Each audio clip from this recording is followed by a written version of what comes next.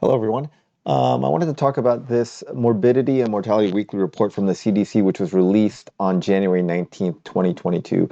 It's titled COVID-19 Case and Hospitalizations by COVID-19 Vaccination Status and Previous COVID-19 Diagnosis, looking at data from California and New York, May through November of 2021. So this basically looks at essentially pre-Delta and during Delta. Does not cover Omicron, but I'm guessing that the data, if they compile it for Omicron in a few months, it's going to look similar. Well, so they start off and saying by November 30th, 2021, approximately 130,000 COVID-19 deaths, 1 in 6 of all U.S. deaths had occurred in California and New York, which makes sense because 1 in 5 to 1 in 6 of all Americans live in California or New York. California and New York together are about 60 million people, and the population of the U.S. is about 330. So that's about 18% of the U.S. population lives in California and New York. 1/6 is about 16%. So what they did is they looked at all adults. So this is only people 18 and over. And let's just go straight to the tables. All right, so this is looking at cohort sizes. They looked at people with COVID diagnosis and people with no COVID diagnosis. And they looked at people that are vaccinated with previous COVID and vaccinated without previous COVID. And then unvaccinated with previous COVID and unvaccinated without previous COVID. So obviously the largest group are the vaccinated group without previous COVID, which makes 71% of the California cohort, and about 4.5% were vaccinated and also got COVID. And then there were also people that about 6% were unvaccinated with COVID, and about 18% are unvaccinated and never got COVID. And the spread is similar in New York. Okay? All right, so let's get to this part. Hazard ratios for incident laboratory confirmed COVID-19 cases and hospitalization. All right, so if you got COVID, what are the chances that you're going to get hospitalized? And the way this hazard ratio works is this is the number of times that the status in the top box is worse than the status in the bottom box.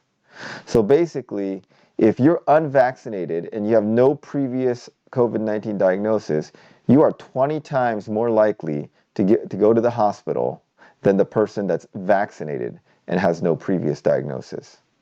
And then if you had a previous COVID diagnosis, and compared to the guy that had unvaccinated and no previous diagnosis, so if you're two people are unvaccinated, one person had COVID before, if they both get COVID and one person didn't have COVID before, if they both get COVID, the person that had COVID before, the person who did not have COVID before is 8 times more likely to go to the hospital than the person who did have COVID before. And then 10 times more likely than the person who was vaccinated and previous COVID, which is a little counterintuitive because you would think that this person has better protection than this person. But you'll see that as time goes on, this flips. Okay, let's watch this. So as this goes on, what you notice is, as this number gets bigger, the bottom group is doing better, okay? And what you'll see is this vaccinated group without previous COVID, their number drops. It drops to like into 7s. So it starts off at 20 and it drops to 7 as Delta takes over, okay? So the vaccinated person without previous COVID diagnosis is still doing better than the unvaccinated person, but not quite as much. Not 20 times better, just 7 times better, which is still big. You know, you're 7 times better if you're vaccinated. But here's the thing, is if you've not been vaccinated, but you've had previous COVID, you're 25 times better. So you're actually doing better off than the person who got vaccinated but didn't get COVID. But the person who's doing the best is the person who got vaccinated and got COVID before. They're like 30 to 40 times better off than the unvaccinated, naive person. So very interesting. So this shows as time goes on, previous COVID diagnosis is actually better than vaccination. And the best is if you're vaccinated and you have previous COVID diagnosis. So I used to fall into this group. Now I fall into this group. And then now instead of comparing it to an unvaccinated person who's never had COVID before, let's compare it to a vaccinated person that's never had COVID before.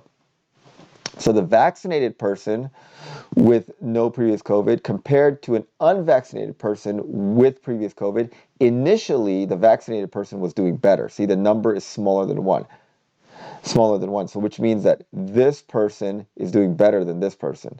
So you're half as likely to go to the hospital if you're a vaccinated person than an unvaccinated person with previous COVID diagnosis. If you want to make this a little easier to understand, you can call this natural immunity. So you can just think of this as natural immunity. This is natural immunity. So the vaccinated immunity is better than natural immunity. But as time goes on, as Delta takes over around July, it becomes kind of the same.